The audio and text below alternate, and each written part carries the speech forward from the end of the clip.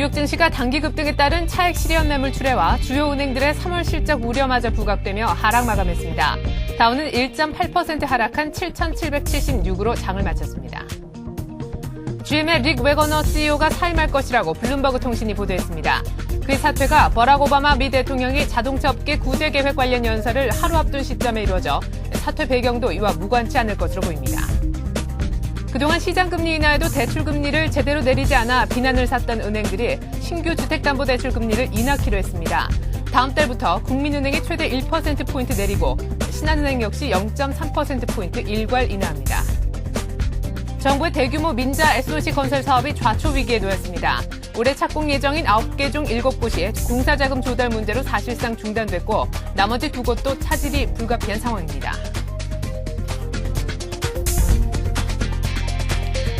안녕하십니까. 이슈앤마켓의 최리나입니다. 거침없는 상승세를 이어가던 뉴욕 증시에 드디어 제동이 걸렸습니다. 지난 주말 뉴욕 증시 다우지수가 1.8% 떨어진 150포인트 가까이 하락한 7,776으로 마감을 했는데요.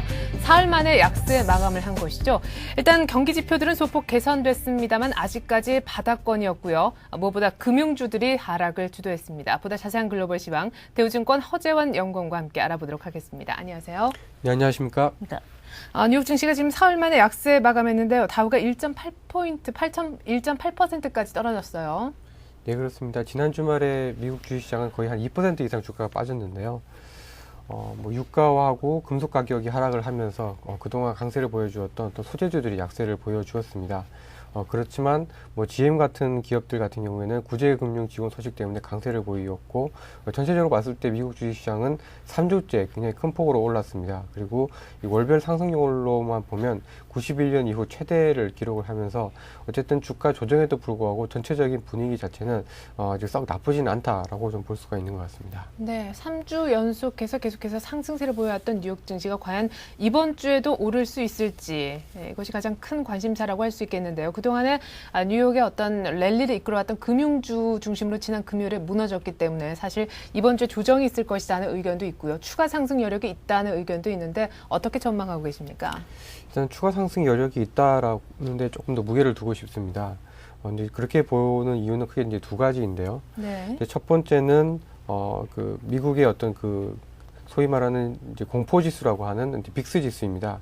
이 빅스 지수라는 것은 이제 변동성 지수로서 그만큼 투자자들의 어떤 시장의 어떤 변동성이 높아진다라는 것들이 그만큼 투자자들의 어떤 그 공포 심리가 높아진다는 의미인데요. 이 빅스 지수 같은 경우에는 지금 현재 이 40포인트 정도에 있습니다.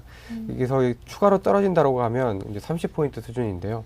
아직까지는 좀 여유가 있는 편입니다. 네. 다만 이 30포인트 미만으로 떨어졌을 경우에는 사실 지난 9월 리만 브러더스 사태 때의 변동성 지수 수준이 30이었기 때문에 그만큼 이 투자자들의 심리가 리만 사태 이전으로 회복된다라는 것을 의미한다는 점에서 주식시장 입장에서는 조금 부담스러울 수 있는 상황입니다. 그렇지만 그리고 또 한 가지 또 보아야 될 것들은 바로 이제 회사채 신용시장인데요. 최근에 이제 미국의 어떤 금융주들이 주가가 올랐던 것은 아무래도 이제 부실 자산에 대한 처리 이런 부분들이 구체화되면서 이제 심리가 굉장히 좋아졌습니다. 그렇긴 하지만 여전히 회사채 신용시장은 상당히 좀 얼어붙고 있는 상황입니다. 지난 18일 연준의 어떤 공격적인 양적 완화 정책 그리고 PIPP 어떤 그 프로그램 시행 이후에 이 우량 회사채에 대한 스프레드는 조금 줄어들고 있습니다만 여전히 그 BA의 등급 미만에 있는 비우량 회사채에 대한 어떤 그 심리는 크게 회복되지 못하고 있는 상황입니다. 따라서 이후로 어떤 이러한 회사채 시장의 어떤 회복이 좀 더 가시화될 경우에는 미국 주식시장 같은 경우에 추가적인 상승이 가능하다라고 말씀을 드릴 수가 있을 것 같고요. 앞서 말씀드린 이런 변동성 지수 그리고 이 미국 회사채 신용시장의 어떤 회복 여부에 상당히 좀 중요한 관심을 기울일 필요가 있다라고 판단하고 있습니다. 네, 변동성 지수, VIX 지수를 봤을 때 그리고 회사채 시장이 앞으로 계속해서 회복이 된다면은 미국의 뉴욕 증시는 추가 상승 여력이 있다라고 보시는 것 같은데요. 그렇다면 금융주에 대해서 하나 더 질문을 드리죠. 우리나라 금융주에 대한 사실상 질문인데 말이죠. 미국의 뉴욕 증시 랠리를 이끌었던 것이 금융주인데 이것이 무너지면서 우리 장의 금융주는 어떻게 움직일 것인가? 특별히 은행주에 대한 관심이 지금 많은 것 같은데요. 1월 실적이 지금 안 좋을 것이라는 전망도 많이 있지 않습니까? 어떻게 보시는지요? 일단 1분기 국내 은행주들의 실적은 상당히 부진하다라고 봐야 될 것 같습니다. 네. 그 이유는 지난해에 있었던 어떤 그런 부실 부분하고 이런 부분들을 생각을 하면서 굉장히 손실을 굉장히 크게 줄어들 것 같고요. 아무래도 또 이 국내 금융주들 같은 경우에는 그 정부의 눈치 때문에 즉 정부의 어떤 그런 지원을 지금 받고 있는 그런 상황이기 때문에 상당히 이렇게 이익을 내기는 상당히 좀 어려운 그런 구조적인 문제에 접해 있다라고 말씀을 드릴 수가 있을 것 같습니다. 그렇지만 국내 은행주가 하락을 한다고 해도 국내 주식시장 전체적으로 봤을 때는 큰 충격은 없을 걸로 예상을 하고 있습니다. 이제 그 이유는 미국의 경제 지표들이 좋아지면서 최근에 보면 어떤 그런 제조업과 관련된 수출주와 같은 제조업과 관련된 그 종목들이 상당히 좀 빠르게 움직이고 있기 때문에 금융주가 조금 하락을 하면서 전체적으로 탄력은 둔화될 수는 있긴 하지만 상승 추세 자체는 조금 유지될 가능성이 높다라고 판단하고 있습니다. 예, 잘 알겠습니다. 자, 그리고 유럽 얘기도 좀 해보죠. 지난주 뭐 유럽 증시도 상승을 했습니다만 미국에 비해서는 그 탄력이 크지 않았단 말이죠. 그 이유가 일단 궁금한데요. 예, 아무래도 가장 큰 이유는 이제 이유가 미국에 비해서 정책이 굉장히 약하다라는 한계 때문인 것 같습니다. 미국 같은 경우에는 이제 FOMC 이후에 뭐 양적 완화 정책 그리고 앞서 말씀드렸던 뭐 민간 합동 투자 프로그램을 통해서 이 부실 자산 처리에 대한 아주 공격적인 계획을 발표를 하면서 전체적으로 봤을 때는 시장에 대한 안정에 대한 의지를 굉장히 좀 보여주었는데요. 네. 네, 그러나 유럽 중앙은행 같은 경우에는 여전히 이제 양적 완화 정책을 시행을 하지 않고 있습니다. 그리고 이 유럽 은행들 같은 경우에 미국 은행들보다 훨씬 이 서프라임 그리고 파생 신용 상품에 대한 피해가 크다라는 점 때문에 아직까지 유럽의 정책이 썩 먹혀들지 않고 있다라고 이해를 할 수가 있을 것 같습니다. 네. 그러한 측면에서 좀 본다라고 하면 이번 주 목요일 날 예정인 그 유럽 중앙은행의 어떤 통화 결정도 굉장히 중요하다라고 보고 있습니다. 이번 통화정책위원회에서는 약 한 50bp 정도의 금리 인하를 예상을 하고 있는데요.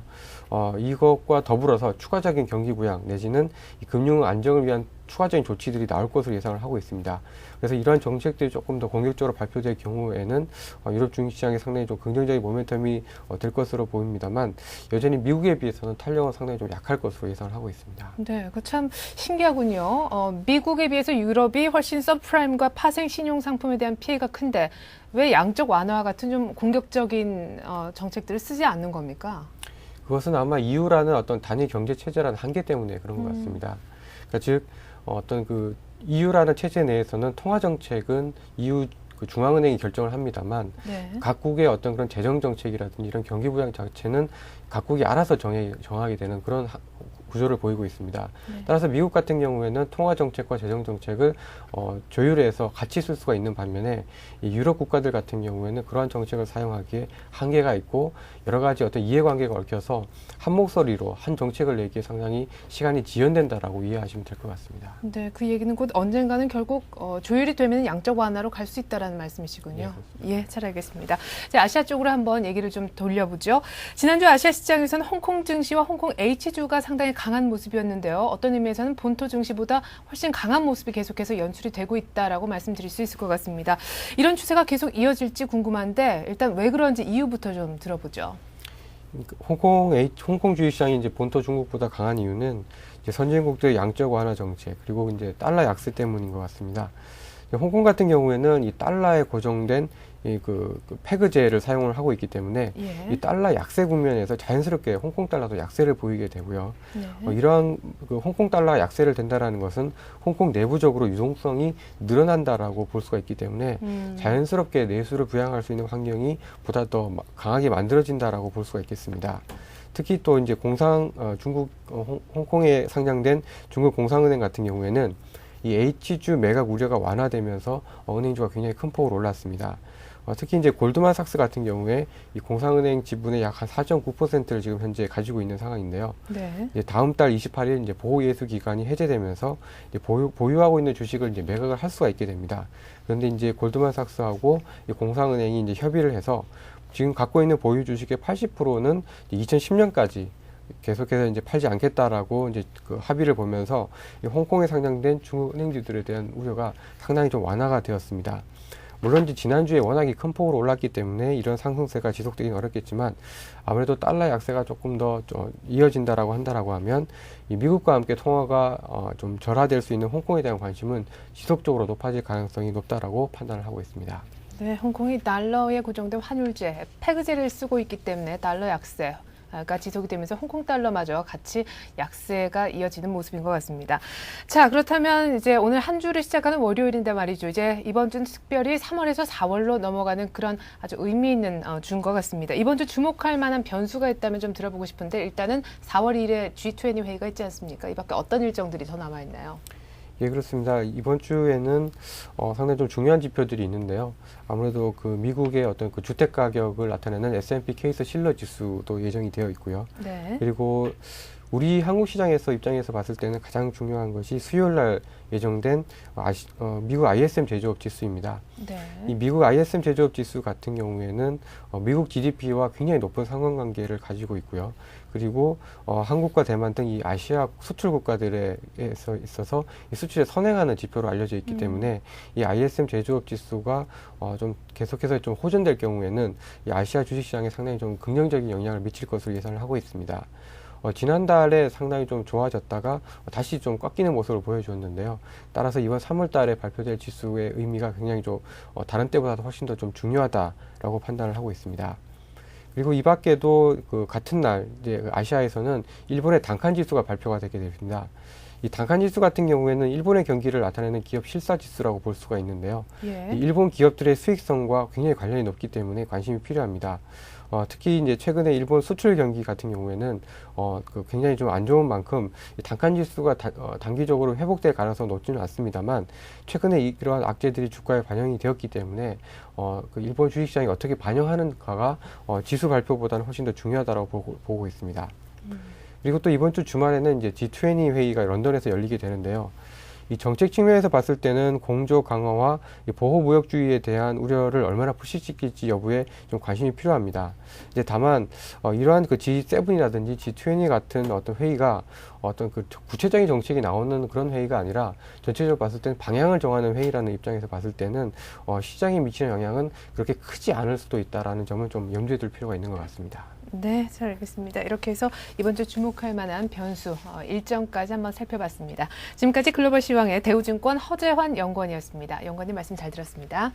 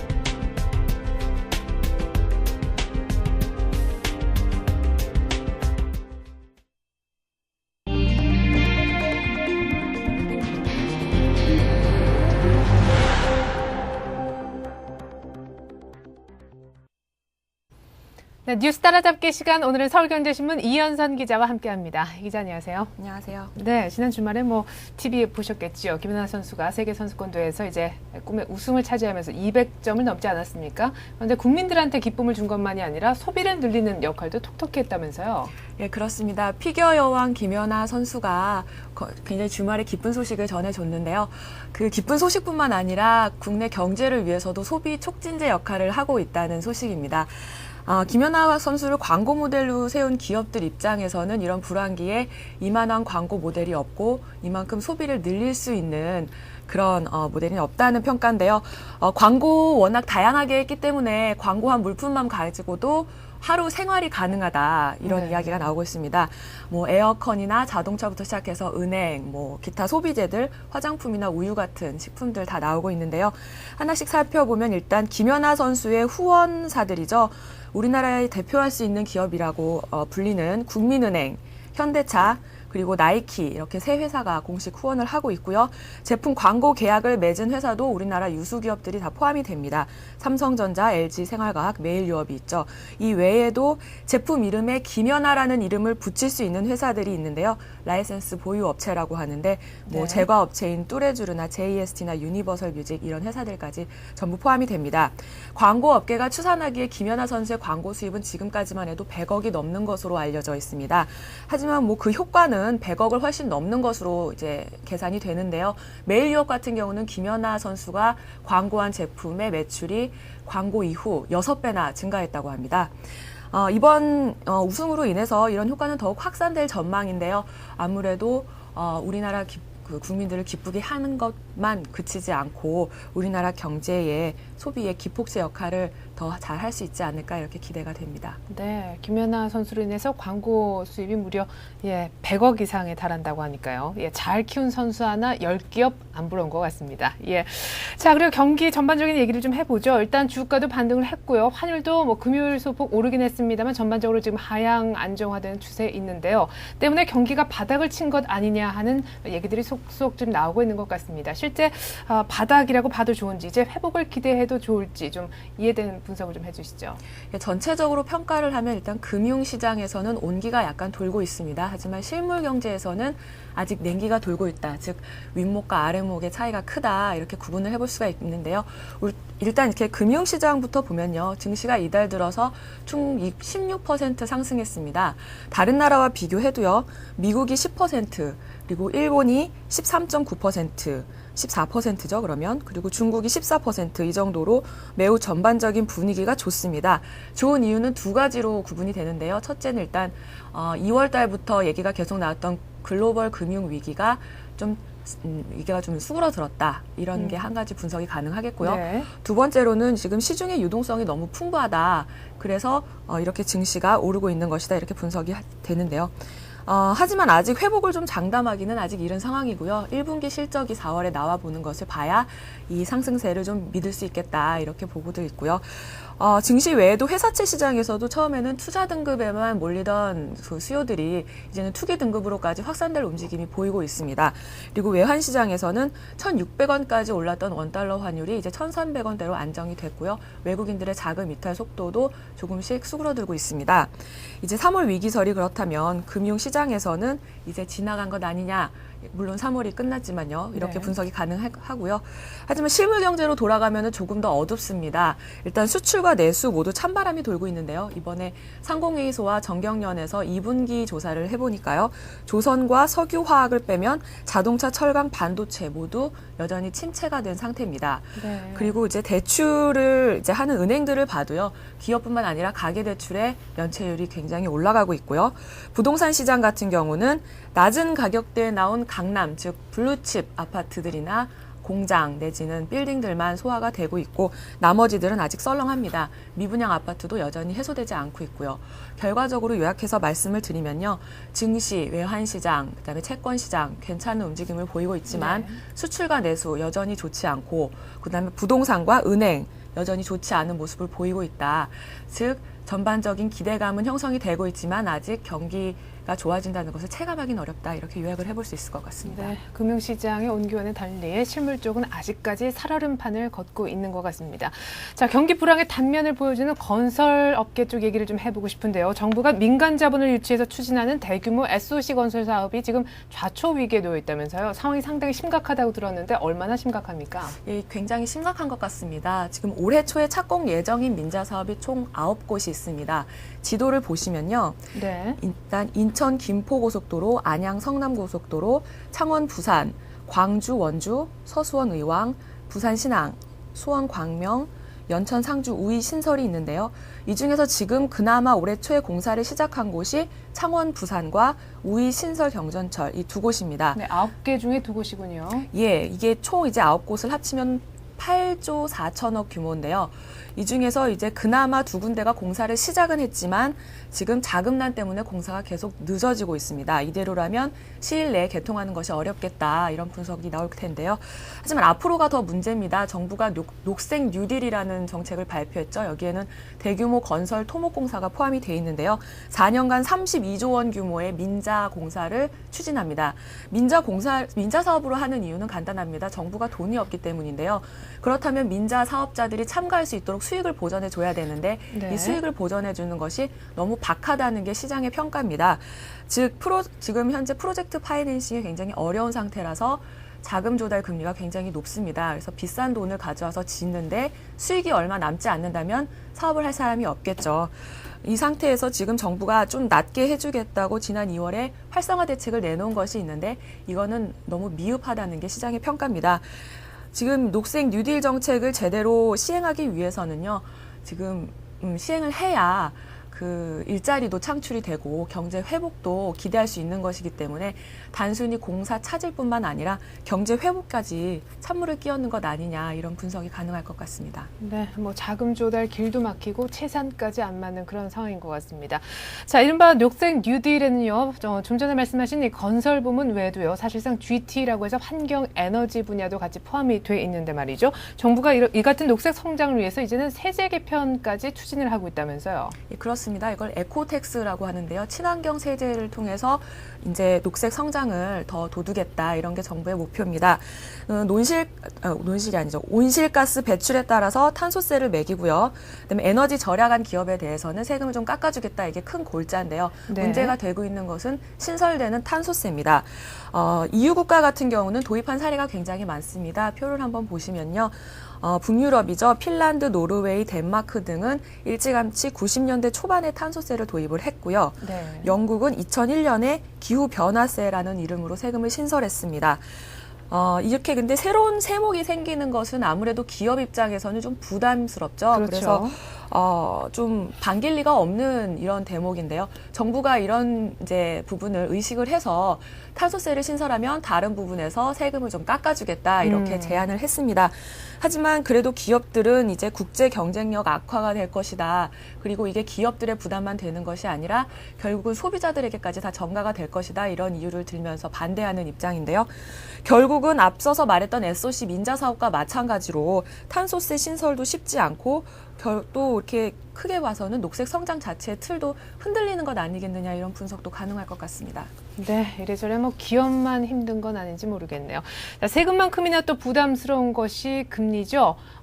이른바 그 국책은행들에 이어서 이제 시중은행들마저 신규 주택담보대출 금리들을 저마다 지금 내리고 있는 모양인데 정부의 백기를 들었다 이런 얘기도 있어요.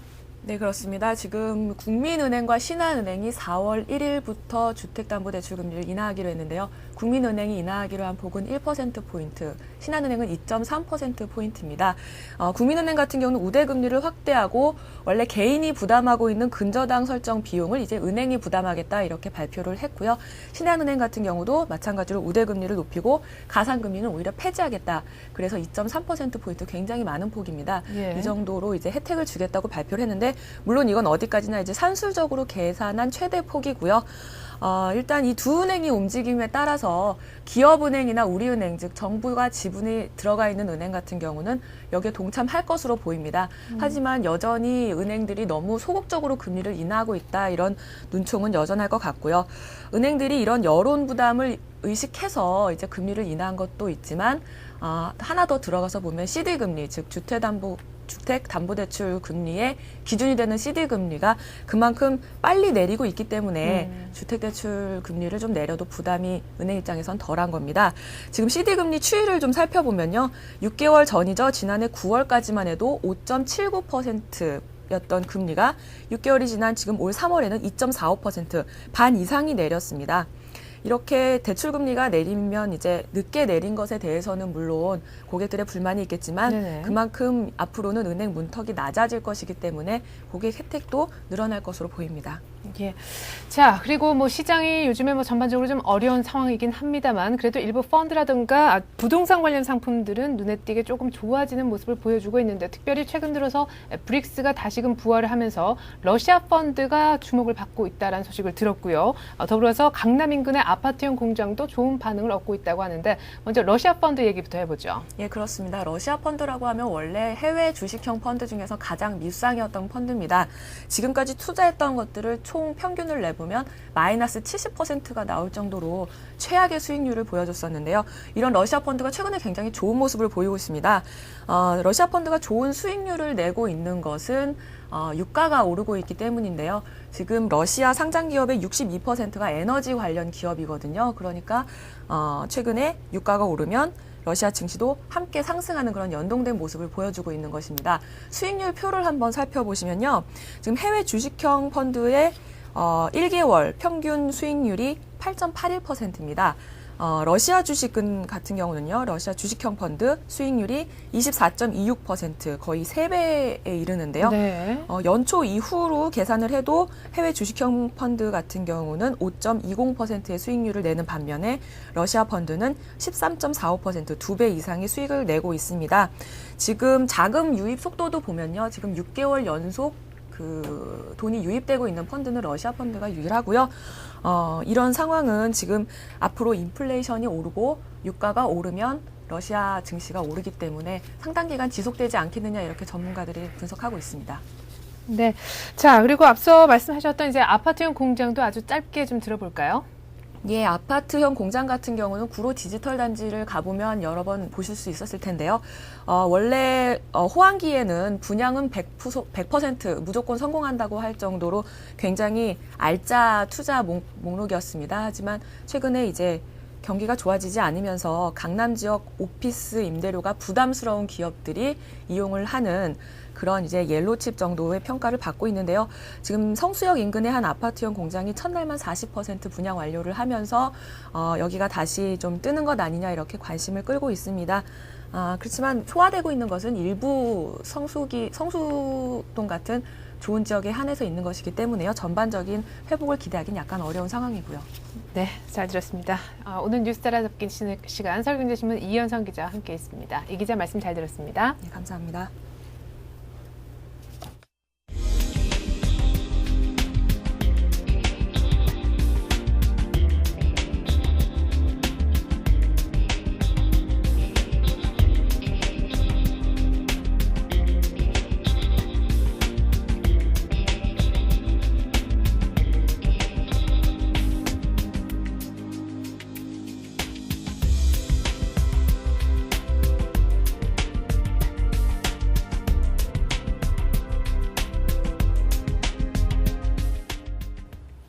네 번째 뉴욕 증시는 광란의 3월을 마무리 짓고 새로운 4월을 맞이하게 됩니다. 뉴욕 증시의 단기 고점이 어디인가에 대한 의견이 분분한 가운데 이번 주 상당히 중요한 분기점이 될 전망인데요.